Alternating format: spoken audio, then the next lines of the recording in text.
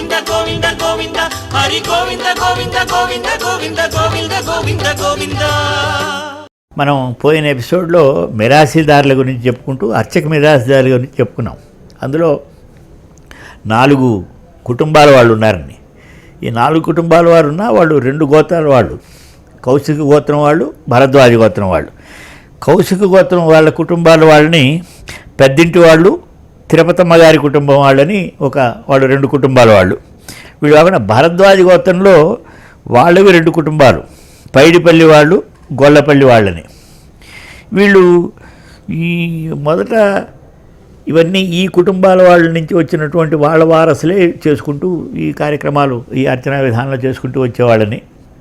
ఇది మిరాసి వైఖానసుల్లో ఒక ముఖ్యం ఏంటంటే, ఏ ఆలయంలో అర్చకులుగా ఉన్నప్పటికీ వీళ్ళకి ప్రత్యేకంగా వేరే మీకు పాంచరాత్రంలోగా సమాశ్రయం చేయటం, ఎవరినైనా పూజారిగా చేసేటువంటి హక్కు లేదు. ఇందులో తండ్రి కొడుక్కి ఈ వైఖానస పద్ధతులు, అర్చనా విధానం, ఈ ఆగమ విధానాలు నేర్పేటువంటి పరిస్థితి. తర్వాత కొడుకు అర్చకుడై కార్యక్రమాలు చేసుకురావడం, ఈ రకంగా వంశపారంపర్యంగా వస్తున్నటువంటి హక్కులు. అటువంటివే ఈ ఆలయంలో పనిచేసే వాళ్ళు కూడా ఈ ఆలయంలో అర్చకులు వంశపారంపర్యంగా వస్తూ వచ్చారు. వచ్చినప్పుడు రాను విజయనగర రాజుల కాలం వచ్చేప్పటికీ సంవత్సరానికి 400 ఉత్సవాలు, సంవత్సరానికి కొండ మీదే 10 బ్రహ్మోత్సవాలు, వాటితో పాటు కింద గోవిందరాజు స్వామి గుడిలో 2 బ్రహ్మోత్సవాలు. ఇదే అర్చకుల కుటుంబాలు, ఈ 4 కుటుంబాలే గోవిందరాజు స్వామి గుడిలో కూడా కార్యక్రమాలు చేయాలి. కాబట్టి వీళ్ళ ఉత్సవాలు పెరిగిన కొద్దీ, నైవేద్యాలు పెరిగిన కొద్దీ దాని తగ్గ ఇవి పెరిగేప్పటికీ అర్చకుల రిక్వైర్మెంట్ కూడా పెరిగింది. ఈ కుటుంబాల వాళ్ళు మాత్రమే ముందు ఎవరైతే వంతు చేస్తున్నారో వాళ్ళ కుటుంబం వాళ్ళు చేసి రోజు వచ్చి అర్చన చేసి వెళ్ళటం సరిపోయేది. కానీ రోజంతా కార్యక్రమాలు ఉండి, రోజంతా ఏదో ఒక ఉత్సవాలు జరుగుతున్నప్పుడు చాలామంది అర్చకులకు అవసరం ఉంటుంది. భక్తులు రాక ఉదయం నుంచి సాయంత్రం వరకు ఉండి, ఒకవైపు కళ్యాణాలు, ఇంకోవైపు వైభవోత్సవాలు, రకరకాల ఉత్సవాలు జరుగుతున్నప్పుడు దానికి తగ్గట్టుగా ఆ కుటుంబం వాళ్ళే కాకుండా ఇంక 4 కుటుంబాల వాళ్ళు, ఈ 4 కుటుంబం వాళ్ళే కాకుండా ఇతర అర్చకులను కూడా గుమాస్తాలుగా తీసుకొచ్చేటువంటి సాంప్రదాయం మొదలైంది. ఎందుకంటే చాలా ఆలయాల్లో వైఖానసులు వాళ్ళు అర్చకులుగా ఉంటారు కాబట్టి వాళ్ళని కూడా ఇక్కడికి తీసుకొచ్చేసి అవసరానికి కొద్దీ 20 మందిని, 30 మంది, 40 మందిని ఎప్పుడెప్పుడు ఎంతంత అవసరమో వాళ్ళని తీసుకొచ్చి, అది రాను ఉత్సవాల సంఖ్య పెరుగుతుందో వాళ్ళు 70 మంది, 80 మంది, 100 మంది అర్చకులు. బ్రహ్మోత్సవాల టైంలో ఇంకా ఎక్కువ మందిని తీసుకొచ్చి వాళ్ళందరికీ వసతులు అవన్నీ ఈ 4 కుటుంబాల్లో ఉన్న అర్చకులు, ఈ అర్చక మిరాస్దారే ఈ ఏర్పాట్లన్నీ చేసి వాళ్ళందరినీ సూపర్వైజ్ చేయడానికి ఒక మేనేజర్ లాంటి ముఖ్య గుమాస్తా లాంటి బట్టి చేసి రాను ఎట్లా అయిపోయిందంటే, ఈయన అర్చకుడి నుంచి అర్చక అడ్మినిస్ట్రేటర్ లాగా తయారయ్యేటువంటి పరిస్థితి ఎంతవరకు వచ్చిందంటే, అది అంతమంది అర్చకులకి కావాల్సినటువంటి వసతి సదుపాయం, భోజన సదుపాయం, ఇతర సదుపాయాలని చూడటం. ఈ వచ్చిన వాళ్ళకి ఇందులో ఇంకొక సాంప్రదాయం, కొండ మీద కుటుంబంతో కాపురం చేసేటువంటి సాంప్రదాయం లేదు. ఈ వైవాహిక సుఖాలు కొండ మీద అనుభవించే ప్రసక్తి ఈ అర్చకులకి లేదు. అందుకని ఏ అర్చకుడు వచ్చినా 2 నెలలు మాత్రం కొండ మీద వచ్చి అర్చన చేస్తూ వారి ఆలయం నుంచి వచ్చిన తర్వాత మళ్ళీ ఈ 2 నెలల తర్వాత వాళ్ళ గ్రామాలకి వాళ్ళు వెళ్ళిపోయేటువంటి పద్ధతి మొదలైంది. అంటే ఆ 2 నెలలు వీళ్ళు బ్రహ్మచర్యం పాటిస్తూ ఈ మిరాసిదారు అధీనంలో ఉండి, ఆ మిరాసిదారు దానికి తగ్గ వేతనానికి వాళ్ళకి ఇస్తే, ఈ మిరాసిదారు ఆలయం నుంచి ఇందరి ఖర్చులు, తనకు వచ్చే ప్రసాద భాగాల్లోంచి వాళ్ళు ప్రసాదాలు అమ్ముకొని ఆ డబ్బులు చేసుకొని ఇచ్చేటువంటిది. కొంతకాలం అంటే ఆర్కాట్ నవాబుల పాలన వచ్చేప్పటికీ, తర్వాత బ్రిటిష్ వాళ్ళ పాలన వచ్చేప్పటికీ పాపం వీళ్ళకి ఆదాయాలు చాలా తగ్గిపోయినటువంటి పరిస్థితి. ఎందుకంటే గ్రామాల నుంచి వచ్చే ఆదాయాలు పోయినాయి. గ్రామాల నుంచి వచ్చి చేసినటువంటి అన్ని ఉత్సవాలు మానేశారు. ఆ ఉత్సవాలతో పాటు నైవేద్యాలు మానేశారు. ఇటు రామాంజకూటాలకు వెళ్ళేటువంటి ప్రసాదాలు మానేశారు. వాటితో పాటు అర్చకులకు వచ్చే ప్రసాద భాగాలు తగ్గిపోయినాయి. కానీ చాలామంది కార్యక్రమం మాత్రం చేయాల్సిన కార్యక్రమం జరగాల్సిన పరిస్థితి. అందుకని విజయనగర కాలంలో మంచి వైభవంగా చాలా చాలా ఆదాయం వస్తున్నటువంటి ఈ అర్చకులకి తర్వాత కాలంలో ఆదాయాలు పడిపోయేటువంటి పరిస్థితి. తర్వాత మళ్ళీ మహంతుల కాలం వచ్చేప్పటికీ మళ్ళీ ఆలయ అభివృద్ధి, మళ్ళీ కొత్త కొత్త సేవలు, కొత్త కొత్త రకరకాల ఆర్జిత సేవలు అవన్నీ ప్రవేశపెట్టబడి వచ్చేప్పటికి మళ్ళీ కొంత పరిస్థితి కుదరబడిన వ్యవహారం. దాని తర్వాత మళ్ళీ పాలక మండళ్ళు అవన్నీ వచ్చిన తర్వాత మళ్ళీ అదే ఆర్జిత సేవలు అవన్నీ కొత్త పెద్ద ఎత్తున చేసుకుని 1950 తర్వాత కళ్యాణోత్సవాలు, ఇతర వైభవోత్సవాలు, రకరకాల పెద్ద పెద్ద ఉత్సవాలు, నైవేద్యాలు పెరిగి ఈ లడ్డూ నైవేద్యం కూడా పాపులర్ అయ్యి చాలా లడ్డూలు అవి తయారు చేసి కళ్యాణాలు పాపులర్ అయ్యి చాలా కళ్యాణాలు చేయటం మొదలయ్యేప్పటికీ వీళ్ళ ప్రసాదాల్లో భాగాలు కూడా చాలా ఎక్కువగా వచ్చి వీళ్ళ ఆదాయాలు పెరిగి వీళ్ళు చేసేటువంటి వచ్చినటువంటి వాళ్ళందరికీ ఈ బయట నుంచి తెచ్చినటువంటి ఈ అర్చకులందరికీ కూడా వారు ఇవ్వాల్సిన వేతనాలు ఇవ్వడానికి సక్రమంగా ఉండేది. తర్వాత ఆదాయాలు ఎంత పెరిగినాయంటే వీళ్ళు రాను వీళ్ళు అర్చకత్వం వీళ్ళు చేయగలరా, ఉత్తమ మేనేజ్మెంట్ మాత్రమే చేస్తారా అని కొందరు విషయంలో ఆలయానికే నమ్మకం పోయేటువంటి పరిస్థితి కూడా వచ్చినటువంటి వ్యవహారం. ఎందుకంటే వీళ్ళ తరఫున ఓ గుమాస్తా మిగతా అర్చకులందరినీ చూస్తుంటారు. ఆ గుమాస్తాయే మళ్ళీ ఆగమంలో మిగతా అర్చనా విధానం వీటన్నిటిలో బాగా నిష్ణాతులైన వాడై ఉంటాడు. వచ్చిన అర్చకులంతా వారి వారి కార్యక్రమాలు వాళ్ళు చేస్తారు. బయట ఉండి పెత్తనం చేయడానికి మాత్రమే ఈ మిరాసిదారులు ఉన్నారు.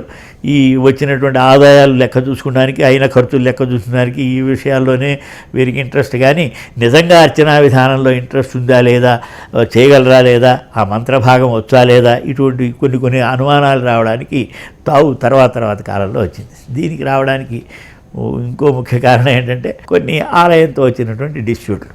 ఎటా అంటే ముఖ్యంగా కళ్యాణోత్సవం, లడ్డూలు, ఈ రెండు విషయాల్లోనే అర్చకులకి ఈ ఆలయానికి ఎక్కడ లేని ఇబ్బందులు. ఎందుకంటే కళ్యాణోత్సవం చేస్తున్నప్పుడు కళ్యాణోత్సవంలో అన్ని రకాల ప్రసాదాలు, అన్నప్రసాదం 5 రకాల అన్నప్రసాదాలు, 5 రకాల భక్ష్యాలు ఇవన్నీ చేసి ఆ కళ్యాణోత్సవం గృహస్థు కొంత, ఈ చేసినటువంటి మిరాజ్దారులు అర్చకులకి కొంత భాగం ఉండేది. గోవింద గోవింద గోవింద హరి గోవింద గోవింద గోవింద గోవింద గోవింద గోవింద గోవింద. కళ్యాణానికి ఓ హోమం చేసేవాళ్ళు. ఆ హోమం చేసినప్పుడు హోమంలో మిగిలిన హోమశేషం ఏమన్నా ఉంటే అది అర్చకుడికి వెళ్తుందన్న. ఇది మొదటి రోజుల్లో ఇది పెద్ద ఇబ్బంది అయిన విషయం కాదు. ఎందుకంటే సంవత్సరానికి ఒక కళ్యాణం జరుగుతుండేది. తర్వాత కాలంలో ఆర్జిత కళ్యాణం చేసిన తర్వాత నెలకో 2 నెలలకో ఎవరో పెద్ద గృహస్థు వచ్చి కళ్యాణం చేయిస్తే అప్పుడు ఆ ఒక గృహస్థు తర్వాత కాలంలో నెమ్మదిగా ప్రతిరోజు కళ్యాణం, రోజు 2-3 కళ్యాణాలు, రోజు 5 కళ్యాణాలు, రోజు 10 కళ్యాణాలు, రోజు 20 కళ్యాణాలు చేసేప్పటికీ ఇంత నైవేద్యాలు, దానికి తగ్గ నైవేద్యాల్లో భాగాలు, ఆ భాగాలు వచ్చిన తర్వాత చేయాలన్నప్పుడు ఒక కళ్యాణానికి ఒక హోమం చేస్తున్నప్పుడు 20 కళ్యాణాలు చేస్తే 20 హోమాలు చేస్తామా? అక్కడ ఆలయంలో స్థలం ఏది 20 హోమాలు చేయాలంటే? అందుకని వాళ్ళు ఒక హోమం చేస్తాము, ఒక హోమానికి ఇస్తామంటే వీళ్ళ ఆర్గ్యుమెంట్ ఏంటంటే హోమశేషం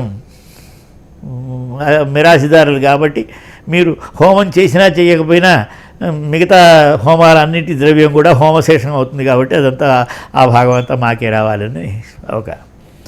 ఇంకోటి కళ్యాణోత్సవాల్లో ఇన్ని కళ్యాణోత్సవాల్లో చేసే నైవేద్యం ఒకటే కాబట్టి అన్ని కళ్యాణోత్సవాల్లో ప్రసాదాలు మీకు భాగం ఇవ్వటం ఎందుకు, మీరు చేసింది ఒక కళ్యాణమే కదా చేస్తుంది, ఆ ఒక కళ్యాణంలో భాగం మాత్రమే ఇస్తామంటే లేదు కావాలంటే అన్ని మీరు నైవేద్యాలు పెట్టండి, నైవేద్యం చేసిన వాటన్నిటిలో మాకు రావాల్సిన భాగం రావాలని. అంటే చేస్తున్న కార్యక్రమం చేసే విధానం ఒకటే అయినప్పటికీ నెంబర్ పెరిగిన కొద్దీ అంత నెంబర్కి కూడా రావాల్సిన ఆదాయం మాకు రావాలి అని వీళ్ళు ఇన్సిస్ట్ చేయడంతో ఆలయం వాళ్ళు కాదు మిగతా కళ్యాణాలకి మీకు కొంత ధన రూపంలో ఇస్తాం, చేసిన దానికి సంకల్పం చేసిన దానికి 5 రూపాయలు 10 రూపాయలు ఒక్క కళ్యాణానికి ఇస్తామని వాళ్ళు చెప్పినప్పుడు దానికి ఒక్కొక్క వాళ్ళు కోర్టుకు పోవటం. దీని మీద కింద కోర్టు నుంచి, డిస్ట్రిక్ట్ కోర్టు నుంచి, హైకోర్టు నుంచి సుప్రీంకోర్టు దాకా కేసులు. నేను ఎగ్జిక్యూటివ్ ఆఫీసర్గా వెళ్ళేప్పటికీ దాదాపు 36 కేసులు రకరకాల ఈ లడ్డూల విషయంలో, కళ్యాణోత్సవం విషయంలో ఉన్నాయి. ఇది కాకుండా ఆర్జిత లడ్డూలు చంద్రబాబు నాయుడు గారు, అన్నారావు గారు ఉన్నప్పుడు ఇప్పుడు భక్తులందరికీ లడ్డూలు మన అమ్మకానికి మనం ఇస్తే బాగుంటుందని ఉద్దేశం వచ్చినప్పుడు అనుకున్నది ఎట్టాగా చేస్తున్న లడ్డూల్లో అన్ని లడ్డూలు తీసుకెళ్ళి స్వామివారి ముందు పెట్టి ప్రసాదం నైవేద్యం చేయటం లేదు కదా. చేసిన వాటి నైవేద్యంలోంచి కొంత మిగతా లడ్డూల్లో కలిపితే అంతా కూడా నైవేద్యం అవుతుంది. అవి చేస్తున్నాం కాబట్టి వాటికి ఆ చేసిన వాటికి చేస్తాము. లడ్డూలుగా అమ్మే వాటికి మాత్రం మిగతా స్వామివారికి నైవేద్యం పెట్టే వాటన్నిటిలో మీకు భాగం ఇస్తాము, మిగతా అమ్మేదానికి మాత్రం మీకు భాగం ఇవ్వడానికి అవకాశం ఉండదు అని చెప్పినప్పుడు వాళ్ళ ఉద్దేశం ఏంటంటే తక్కువ రేటుకి చిన్న లడ్డూలు చేసి ఇద్దామన్న ఉద్దేశంతో దానికి మిరాస్దారులు ఒప్పుకోకుండా మేము నైవేద్యం చేయడానికి సిద్ధంగా ఉన్నాం. ఏదన్నా ప్రసాదమని నైవేద్యం కనుక మీరు పెడుతున్నారంటే ఎన్ని లడ్డూలు, మీరు 50,000 లడ్డూలు చేస్తే 50,000 లడ్డూల్లో మేము నైవేద్యం చేసినా చేయకపోయినా మా భాగం మాకు ఆ పడికి 6 లడ్డూలు చొప్పున మాకు రావాల్సిందే. మరి అనేప్పుడు దాని మీద మళ్ళీ కోర్టు, మళ్ళీ కేసులు, మళ్ళీ సుప్రీంకోర్టు దాకా ఆ కేసులన్నీ ఉన్నప్పుడు చెన్నారెడ్డి గారు ఆయన చీఫ్ మినిస్టర్ అయినప్పుడు ఇదేమిటయ్యా మన ఆలయం వ్యవహారం చేసుకుంటూ ఆలయ పాలకులు అర్చకులు ఈ డబ్బుల విషయంలో ఈ రకంగా అన్ని కోర్టులకు వెళ్ళటం ఏమిటి, వీళ్ళని అందరినీ కూర్చోబెట్టేసి ఏదో ఒక విధంగా ఒక నిర్ణయానికి వచ్చి ఏదో చేసుకుపోతే బాగుంటుందన్న ఉద్దేశంలో అది కూర్చోవటం. అప్పుడు కూర్చోబెట్టి ఒక 10 రోజులు ప్రతిరోజు 5-6 గంటలు ఈ విషయం గురించి చర్చించి అప్పుడు రమేష్ గారు పర్సన్ ఇన్ఛార్జ్ కమిటీ ఉండేది, నేను సెక్రటరీ ఉన్నాను, చూసేసి కొన్ని నిర్ణయాలు తీసుకొని కొంత వారికి వెసులుబాటు కొంత ఆలయానికి వెసులుబాటు వచ్చేట్టుగా ఒక తీర్మానానికి వచ్చి ఒక ఏర్పాటు చేసి అన్ని కేసులు విత్డ్రా చేసుకునేట్టు చేయడం జరిగింది. కానీ ఒకసారి మిరాసీలు అబాలిష్ చేసేటువంటి పరిస్థితి 87లో వచ్చేప్పటికీ ఆ మిరాసీలు అబాలిష్ అయ్యేప్పటికీ దాని మీద వాళ్ళు మళ్ళీ కోర్టుకు వెళ్ళేప్పటికీ ఈ విషయాలు మళ్ళీ అన్ని విషయాలు చర్చనీయాంశం మళ్ళీ అన్ని కోర్టుకు వెళ్ళేటువంటి పరిస్థితి. కాబట్టి మిరాసీల అబాలిషన్ ఐటము ఈ ప్రసాదాల విషయానికి లింక్ అయిపోవటం అక్కడ జరిగింది. ఎందుకంటే ప్రసాదాల్లో వచ్చిన ఆదాయం ఈ రకంగా వాళ్ళు పని చేయకుండా ఆదాయం కోసం ప్రయత్నం చేస్తున్నారు కాబట్టి ఈ మిరాసీలు చెల్లేటువంటి పరిస్థితి కాదు అన్న ఉద్దేశంతో కొన్ని ఆర్గ్యుమెంట్లు అక్కడ వచ్చి చెల్లయ్యకొండ గారి రిపోర్ట్లో కూడా ఇవన్నీ చోటు చేసుకొని వీరు చేస్తున్నటువంటి కార్యక్రమాలకి సేవలకి డిస్ప్రపోర్షనేట్గా ఆదాయం వస్తుంది కాబట్టి ఆ ఆదాయం ఏ రకంగా మనం చేయాలంటే మనం మిరాసీలే తీసేస్తే మంచిదన్న రికమెండేషన్ వచ్చి ఆ రకంగా వెళ్ళి దాని తర్వాత అది కోర్టులో కంటెస్ట్ అయ్యి 1997లో సుప్రీంకోర్టులో నిర్ణయంతో ఈ మిరాసీల అబాలిషన్ అది మనం ఇప్పుడు అర్చకుల గురించి మాత్రమే చెప్పుకున్నాం, మిగతా మిరాసీల గురించి మళ్ళీ మనం చెప్పుకుంటాం. ఈ అర్చకులు ఇది వచ్చినప్పుడు ఇది ఈ రకంగా జరుగుతున్నప్పుడు ఇందులో మనం ఆదాయం ఈ లడ్డూలు కళ్యాణోత్సవాల గురించి మాత్రమే ఇక్కడ డిస్ప్యూట్లు, మిగతా విషయాల్లో అసలు డిస్ప్యూటే లేదు. అర్చకులకి ఆలయానికి ఎక్కడ డిస్ప్యూట్ ఉన్నటువంటి వ్యవహారమే లేదు. నేను ఎగ్జిక్యూటివ్ ఆఫీసర్గా ఉన్నప్పుడు ఒక రకంగా ఇది రిజల్యూషన్ చేయాలంటే అయ్యా మీరు పెద్ద కళ్యాణోత్సవం వస్తేనే కదా ఇవన్నీ వచ్చేది, ప్రత్యేక కళ్యాణోత్సవం అని ఒకటి పెడదాము, ప్రత్యేక కళ్యాణోత్సవం పెట్టి అది లడ్డూలతోటి ఇతర ప్రసాదాలతో లింకప్ చేయకుండా వచ్చిన భక్తుడికి విడిగా ఒక లడ్డు ఒక వడ ప్రసాదం ఇచ్చి పంపించేసేస్తాము. ఇన్ని ప్రసాదాలు నైవేద్యాలు చేయాలని అనకుండా ప్రతిరోజు తప్పకుండా ఒక పెద్ద కళ్యాణోత్సవం చేస్తాము. ఇంకా ఎవరన్నా 5 మంది 10 మంది కనుక పెద్ద కళ్యాణాలు చేస్తామంటే అది ఒకలాగా చేసుకోవచ్చు. కానీ మిగతా వాళ్ళందరికీ కూడా ప్రత్యేక కళ్యాణోత్సవం చేయాలన్నప్పుడు అది కొంచెం వీళ్ళు ప్రత్యేక కళ్యాణోత్సవం చేయడానికి వాళ్ళు మేము ప్రత్యేక కళ్యాణోత్సవం చెయ్యవు, ఎందుకంటే దానివల్ల వాళ్ళకి ఆదాయం పోతుందన్న ఉద్దేశంతో చెయ్యవని వాళ్ళు రిఫ్యూజ్ చేయడం. నేను అందులో క్లాజు ఎవరైనా కనుక మీరు చేయాల్సిన విధి మీరు కనుక చేయకపోతే మేము సర్కారు అర్చకుడిని పెట్టుకొని కార్యక్రమం చేసుకోవచ్చు అన్న క్లాస్ చూపించి ఆ రోజు నేనే మొదటి టికెట్ ప్రత్యేక కళ్యాణోత్సవం కోసం నేను నా భార్య ఆ టికెట్ కొని ప్రత్యేక కళ్యాణోత్సవం చేస్తామని కూర్చున్నప్పుడు ఆ రోజు పెద్ద టెన్షన్ అయ్యి, ఎందుకంటే అక్కడున్న గృహస్థులంతా కళ్యాణోత్సవం కోసం కూర్చున్నారు, నేను ప్రత్యేక కళ్యాణోత్సవం కోసం సంకల్పం చేయమని కూర్చున్నాను. వాళ్ళు చేయడానికి ఇష్టపడకపోతే ఎగ్జిక్యూటివ్ ఆఫీసర్గా సర్కారు అర్చకుడిని తెమ్మనేప్పటికీ సర్కారు అర్చకుడు చేసేస్తే వాళ్ళకి కాస్త అసలు మనుగడే పోతుందన్న ఉద్దేశంతో చివరికి వాళ్ళు ఒప్పుకొని ప్రత్యేక కళ్యాణం ఒప్పుకున్నారు. ఒకసారి ప్రత్యేక కళ్యాణం ఒప్పుకున్న తర్వాత దీనికి కాంట్రవర్సీ రావడానికి స్కోప్ లేదు, ఎందుకంటే అందరికీ ప్రత్యేక కళ్యాణం అవసరం వల్ల అది వరకు కళ్యాణోత్సవం చేసుకుంటే సాయంత్రం 3-4 కళ్యాణోత్సవం చేసి కాటేజీకి వెళ్ళేప్పటికీ 5 బుట్టలు 6 బుట్టలు ప్రసాదాలు. ఒకప్పుడైతే అదే నైవేద్యంగా అదే అందరూ వచ్చిన గృహస్థులంతా 40 మంది 50 మంది భోజనాలు ఆ ప్రసాదాలే చేసేవాళ్ళు కాబట్టి అది సరిపోయినాయి. కానీ తర్వాత కాలంలో ఈ ప్రసాదాలని ఏం చేయాలి, ఎట్లా డిస్ట్రిబ్యూట్ చేయాలి, భార్యలేం చూస్తూ తీసుకెళ్ళడానికి కుదిరేటువంటి పరిస్థితి కాదు. అంతంత ప్రసాదాలు గృహస్థులకు కూడా వస్తున్నప్పుడు ఏం చేయాలో తెలియని పరిస్థితి. ఇది చూసే అప్పుడు మనం ఈ కొత్త విషయం చేసాం. దీని తర్వాత మిరాసీలు. ఆ మిరాసీలు వచ్చిన తర్వాత ఆ మధ్యకాలంలో సందిగ్ధ పరిస్థితి అయిపోయింది, పేమెంట్లు కూడా రాలేదు. అప్పుడు అయినప్పుడు అందరూ మానుకున్న రమణ దీక్షితులు ఇప్పుడు చీఫ్ ప్రీస్ట్ ఉన్నాడు కదా, ఆయన నేను ఉన్నప్పుడే అప్పుడే ఆయన పిహెచ్డీ చేసి ఆలయంలో అర్చకుడిగా రావడానికి వచ్చాడు. ఆయన కంటిన్యూ చేసి జీతం ఇచ్చినా ఇవ్వకపోయినా స్వామివారి కైంకర్యం వదులుకునేది లేదని చేసుకుపోయినారు. గోవింద గోవింద గోవింద హరి గోవింద గోవింద గోవింద గోవింద గోవింద గోవింద గోవింద. 2007లో రాజశేఖర రెడ్డి గారు ఉన్నప్పుడు మళ్ళీ ఈ మిరాసీల విషయం కొంత చర్చ జరిగి వారికి మళ్ళీ ఆలయంలో మిరాసీ కుటుంబాల వాళ్ళందరికీ కూడా అర్చకులుగా ఇవ్వమని.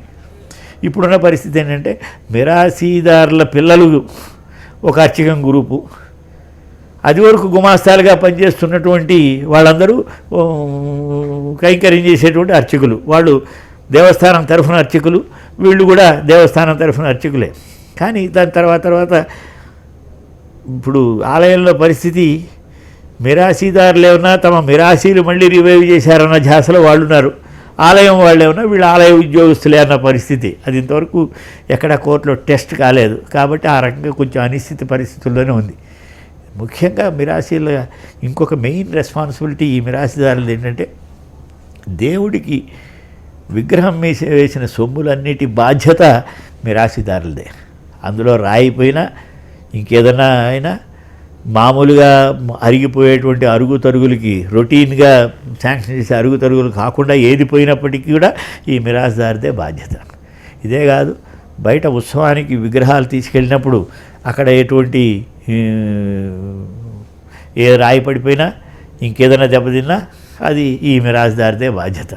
అందుకని విశేష ఆభరణాలు ఇచ్చినప్పుడు కూడా విశేష ఆభరణాలు ఉత్సవానికి కానీ స్వామివారికి కనుక ఉన్నప్పుడు వాటి ఆభరణాల బాధ్యత ఇది. ప్రతిసారి బ్రహ్మోత్సవంలో ఒక మిరాసీదారి నుంచి ఇంకో మిరాసీదారికి హ్యాండింగ్ ఓవర్ టేకింగ్ ఓవర్ జరుగుతున్నప్పుడు అప్పుడు లెక్క వేసి వీళ్ళ తరుగులు అవన్నీ లెక్కేసి పోయిన కనుక ఏమన్నా ఉంటే అవన్నీ మిరాసీదారికి వచ్చే డబ్బుల్లోంచి డిడక్ట్ చేసుకునేటువంటి సాంప్రదాయం మొదటి నుంచి కూడా ఉంది.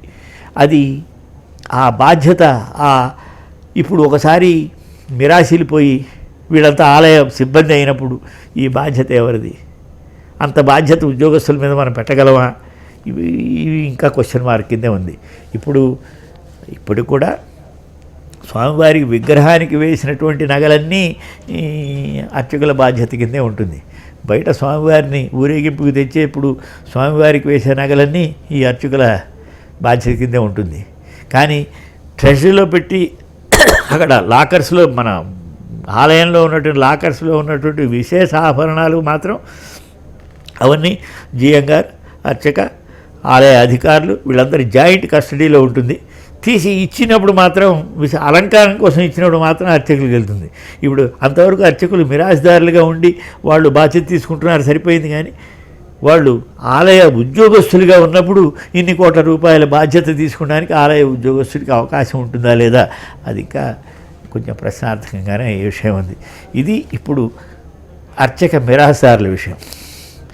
అర్చక మిరాస్దారులు కాకుండా ఇంకా రకరకాల మిరాస్దారులు ఉన్నారు. ఆలయంలో ఎవరున్నారు? పోటు మిరాస్దారులు ఉన్నారు. ఈ పోటు మిరాస్దారులు ఆలయంలో నైవేద్యాలు చాలా ఎక్కువైపోయి చాలా పెద్ద ఎత్తున విజయనగర కాలంలో 100 సార్లు నైవేద్యం చేసేటువంటి పరిస్థితి వచ్చి 400 ప్రత్యేక ఉత్సవాలు అవన్నీ ఏర్పాటు చేసినప్పుడు ఆ ఉత్సవాలన్నింటిలో నైవేద్యాలు చేస్తున్నప్పుడు ఆ నైవేద్యాలన్నీ చేసినప్పుడు నైవేద్యాలు చేయడం కోసం నైవేద్యాల కాంట్రాక్టరు ఒకటి వంట చెరుకు మనమే ఇస్తాము, దేవస్థానమే ఇస్తాము, కావలసిన సామాన్లు అన్నీ ఇస్తాము. కానీ ఆ వంట బ్రాహ్మణుని పెట్టి వైష్ణవుల్ని పెట్టి అదంతా తయారు చేయించి ఇచ్చినందుకు వారికి పడిలో ఒక 6 లడ్డూలు లేకపోతే 6 వడలు లేకపోతే ఒక పోర్షన్ ఆఫ్ దద్దోజనం కానీ ఏదన్నా చక్కెర పొంగలి చేసినటువంటి అన్న నైవేద్యాల్లోనూ పడి ప్రసాదంలో కూడా వారి భాగం చేసినందుకు వాడిని ఇప్పుడు చేయించే బ్రాహ్మణుని తీసుకురావడం, వారి జీతాలు ఇవ్వటం, పూర్తిగా సమయానికి నైవేద్యాలను అందజేయటం, లోపలికి తీసుకురావడం, బయటికి తీసుకురావడం, అమ్మకం దాకా తీసుకురావడం, డిస్ట్రిబ్యూషన్ చేయించడం, ఇవన్నీ ఈ బాధ్యత అంతా ఈ పోటు మిరాజ్దార్. పోటు అంటే ఆ వంటశాల పోటు మిరాజ్దార్. ఈ పోటు మిరాజ్దారు ఆయనది. ఆయన కాకుండా ఇంకా మనకి గొల్ల, ఆలయం తలుపులు తీయడానికి ఒక గొల్ల ఫ్యామిలీ మొదటి నుంచి ఉండేదని, ఆ గొల్ల కూడా మిరాసి, వారి తర్వాత వారి పిల్లలు వాళ్ళు, అది కూడా వంశపారంపర్య మిరాసిగా వచ్చింది. దాని తర్వాత అన్నమాచార్య వంశస్థులు కూడా పెద్ద తిరుమల వరుసన ఓ 3-4 జనరేషన్లు అయిన తర్వాత అన్నమాచార్య వంశంలో వస్తున్న వాళ్ళందరూ కూడా వాళ్ళు కూడా మిరాసి హక్కుల కింద ప్రసాదాల్లో వారికి కూడా కొంత భాగం, కళ్యాణోత్సవం చేసినప్పుడు వారికి కొంత రోలు, ఒక తాంబూలం ఓ భాగం వారికి, అదొక మిరాసి. ఇది కాకుండా పౌరోహిత్యం మిరాసి, ఇక్కడ కళ్యాణం చేసేప్పుడు పౌరోహిత్యం చేసేవాడు ఆ మిరాసి.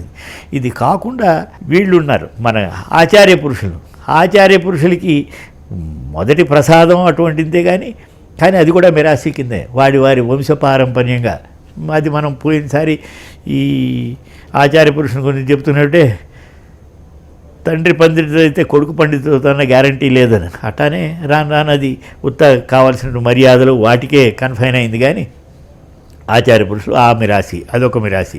ఇట్లా కాకుండా కైకోళ్ళ మిరాసి అని ఇంకో మిరాసి, అంటే రకరకాల మిరాసీలు క్షవరం చేసేవాళ్ళు. అక్కడ గుండు చేసేటువంటి వీళ్ళు క్షురకులు, ఆ క్షురకులది మిరాసి ఉండేది. వాళ్ళు కూడా వంశపారంపర్యంగా వాళ్ళ పిల్లలతో వచ్చేవాళ్ళు. ఈ మిరాసీదారులందరూ కూడా ఈ కొత్త యాక్ట్ తోటి 1997లో ఈ మిరాసీలన్నీ రద్దు అయినప్పుడు ఏం చేశారంటే, అక్కడ పనిచేస్తున్న వాళ్ళందరినీ ఆలయ ఎంప్లాయీస్ కింద, ఇప్పుడు పోర్టులో పనిచేస్తున్నట్టు వంట వాళ్ళందరినీ 400 మందిని దేవస్థానం వంట వాళ్ళగా వాళ్ళు అపాయింట్మెంట్ చేయడం జరిగింది. అట్లానే కళ్యాణకట్టలో ఉన్నటువంటి ఈ క్షురకుల్ని వాళ్ళందరినీ దేవస్థానం క్షురకుల కింద చేయడం జరిగింది. అర్చకుల్ని అక్కడ గుమాస్తాలుగా పనిచేస్తున్న అర్చకులందరూ ఆలయ అర్చకులుగా. దాని తర్వాత కాలంలో మిరాసి కుటుంబాల్లో వచ్చిన అర్చకులను కూడా మళ్ళీ అర్చకుల కింద. ఈ రకంగా అది వరకు మిరాసీదారుల వంశపారంపర్యంగా వచ్చిన అన్ని రకాల వాళ్ళు, గొల్ల మిరాసి, కైకోళ్ళ మిరాసి, వీళ్ళందరి మిరాసీల తరఫున అదే మనుషులు ఆలయ అర్చకులుగా, ఆలయ మిరాసీదారులు కాకుండా ఆలయ ఉద్యోగస్తుల కింద తయారు కావడం జరిగింది. వీళ్ళందరిది ఒక పద్ధతి. ఎందుకంటే వాళ్ళు కొన్ని కార్యక్రమాలు ఆలయంలో కొన్ని విధులు చేసుకునేవాళ్ళు వంశపారంపర్యంగా వాళ్ళే చేసుకొస్తున్నారు. కాబట్టి వారి కుటుంబం వారికి ఉద్యోగాలు ఇచ్చారు. మళ్ళీ ఇప్పుడు ఒక్క ఆలయంలో అర్చకులకి మాత్రమే మళ్ళీ మిరాసీలు కొన్ని వెసులుబాట్లు చేస్తూ ఆలయంలో 207 నుంచి మళ్ళీ కొత్త పద్ధతిలో వీళ్ళని చేసుకొచ్చారు. వీళ్ళ పద్ధతి ఒకటి, జియంగార్ల విషయం ఒకటి. జియంగార్ల గురించి మనం అదెవరికి చెప్పుకున్నాం. వాళ్ళు జియంగార్లు మిరాసీదారుల కోర్టు ఆర్డర్ ప్రకారం ఇంటర్ప్రిటేషన్ చేసి ప్రసాదంలో భాగం వస్తుంది కాబట్టి వీళ్ళు కూడా మిరాసీదారులే అని జియంగారులను కూడా మిరాసీదారుల కింద వారి హక్కులు కూడా తీసేయడం జరిగింది. ఈ విషయం మనం వచ్చే ఎపిసోడ్లో జియంగారులు, వాళ్ళ మిరాసీలు, వాళ్ళ మిరాసీలు కాకపోతే మిరాసీదారులను ఎందుకు అనుకున్నారు, ఆ మిరాసీలు తీసేసినందువల్ల వచ్చిన నష్టం ఏమిటి, వారికి వచ్చిన కష్టం ఏమిటి, అది ఏ రకంగా మనం పరిష్కారం చేసుకోవాలన్న విషయం మనం వచ్చేసారి గోవింద గోవింద గోవింద హరి గోవింద గోవింద గోవింద గోవింద గోవింద గోవింద గోవింద